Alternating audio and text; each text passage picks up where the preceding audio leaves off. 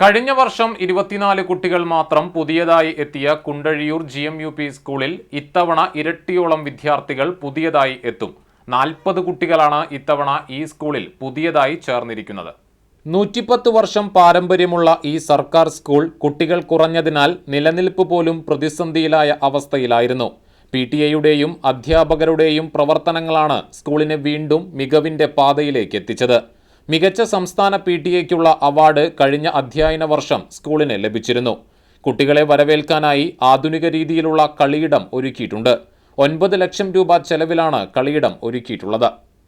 ഏകദേശം 40ഓളം പുതിയ കുട്ടികളാണ് അഡ്മിഷൻ ഈ വർഷത്തിൽ നേടിയിട്ടുള്ളത്.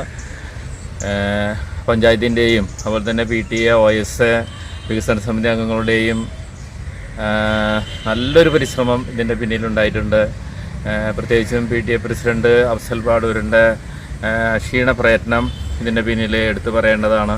ഇവിടെ അടുത്ത പ്രദേശങ്ങളിലൊക്കെ മറ്റ് സ്കൂളിലൊക്കെ ഇത്തരത്തിലുള്ള പ്രവർത്തനം കാഴ്ചവെക്കുമ്പോൾ നമ്മൾ അതിനൊക്കെ മുന്നിലേക്ക് നമുക്ക് എത്താൻ സാധിച്ചിട്ടുണ്ട്. നമുക്കറിയാം, ഈ സംസ്ഥാനത്ത് മികച്ച പാരൻ്റ് ടീച്ചേഴ്സ് അസോസിയേഷൻ്റെ സംസ്ഥാനത്ത് മികച്ച അവാർഡ് നമുക്ക് ലഭിച്ചിട്ടുണ്ടായിരുന്നു.